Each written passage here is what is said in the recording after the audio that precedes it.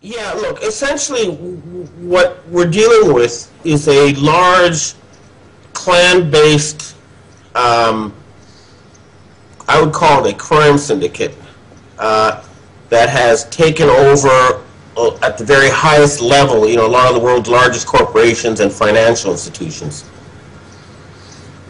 Yeah, you talked earlier about people who own the ability to make money.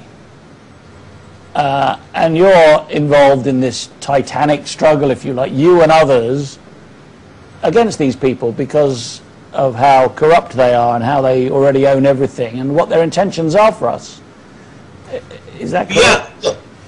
What happened to me, the reason I got involved is, it started out with a very simple but profound, important thought, which is that according to the public financial statistics, the Japanese people, that's the government and private sector, have $8 trillion in overseas holdings.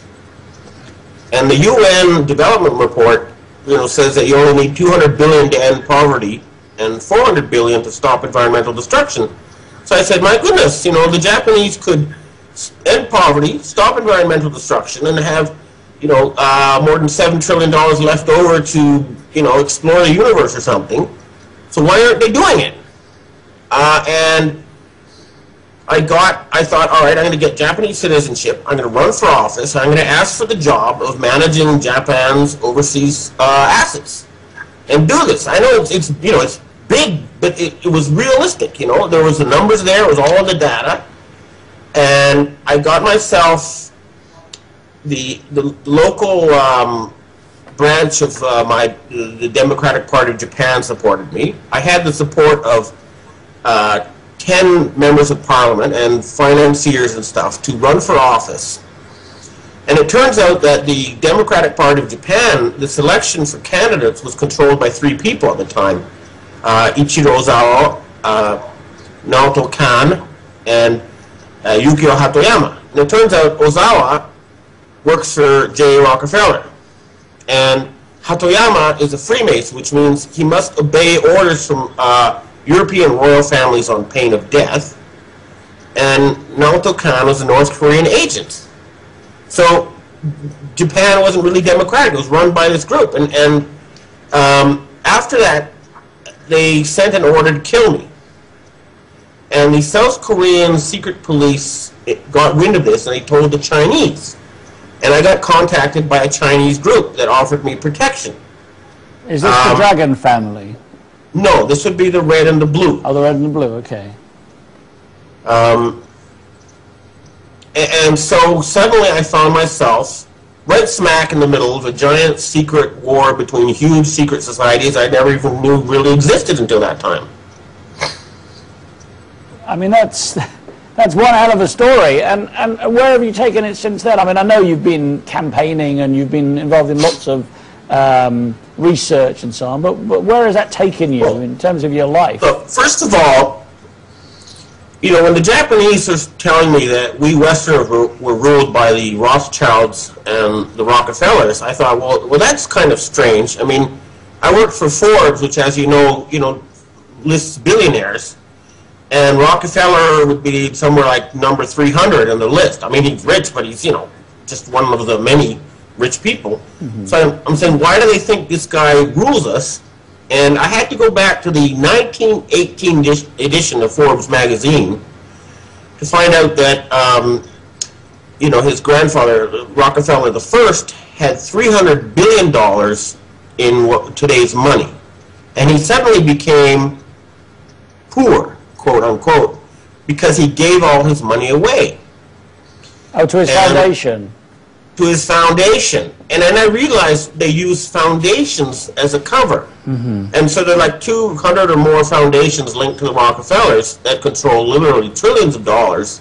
And they don't pay inheritance tax and they don't have to disclose. And I went through the financial books and I realized, my God, these guys own about 40% of the Japanese stock market. And the same, I'm sure it's even more in the European and U.S. stock markets. And this is when I stumbled into this group. there's these various trust funds that are used as vehicles by what you could call the royal families, or the it's an inbred group of families, and they hide their wealth through these foundations, and the foundations don't really disclose how much they own. But I did a lot of research, forensic paperwork research, and I came to the conclusion that this small group of families owns about 40% of the world. Maybe 10,000 people. Yeah, that's and even further, you're down to a very few individuals who are literally trillionaires if you include the amount of money they control through their foundations. Okay, well, let's talk then about what their plans are for us.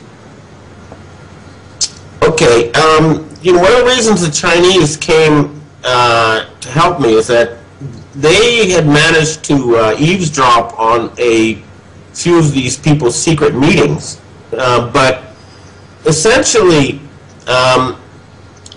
they had come to the conclusion that there were too many people on the planet, and that we were destroying the environment, and the only way to sort of save the planetary ecosystem was to reduce the world's population. Do you think that the Georgia Guidestones, which say there should only be 500 million people instead of 7 billion, do you think that's their stated aim, their declaration, if you like? I think the moderates want to reduce, so-called moderates want to reduce the population to 2 billion, and the more radicals, want it to be just 500 million or 100 million. But in my case, they actually invited me to join their group, and they told me they wanted to reduce the population, and they were going to use starvation and disease to do so. And their thinking is, look, we have all these what they call useless eaters, people who do nothing but destroy nature and have subsistence farms, and they don't do anything, and they're not necessary for the planet. This is how they think. Mm-hmm. And my argument with them was, well, that's nonsense. Why don't you give these people a chance to develop their potential? And how many Einsteins are dying of potential Einsteins are dying of starvation and dysentery at age 3, because of your, very, very incompetent development policies. So I take it you turned down their offer, did you? Well, look, they offered me the job of Minister of Finance of Japan, but I had to go along with this genocidal plan. And so, yeah, I did reject it. And instead I said, I'm going to, remove these bastards from power. And decided to join a battle against them. And maybe it's these days, with everybody talking about the Federal Reserve Board and stuff, it seems kind of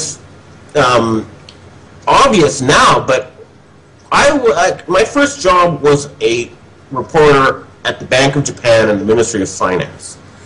And, I was, like I said, the top level of the business journalism profession for, more than 2 decades.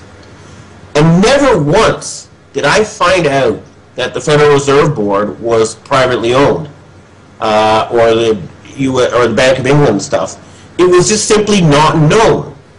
Now everybody knows. Everybody knows that the Federal Reserve banks in America were founded by an act in Congress in 1913, the Federal Reserve Act, and as you say, they're privately owned. But when I started this, it wasn't anywhere. It wasn't on the internet. It was nowhere. People didn't know. So do you think their agenda is hotting up because they don't want us to know, and we are now knowing? Do you think the internet is something, they've got this act they're trying to bring in, this SOPA Act to stop people getting on the internet and finding out stuff, and do you think that this is speeding up their agenda? If you get your hands on the dollar printing machine, you can act almost as if you were God. And this is what they did. They said, well, we're going to set up foundations and we're going to manage the planet. And I looked through it, and yes, they bought up all the textbook companies, they bought up all the newspapers and TV stations, they bought up the politicians, and they started a long-term campaign of highly centralized secret control of, the key levers of power in Western civilization.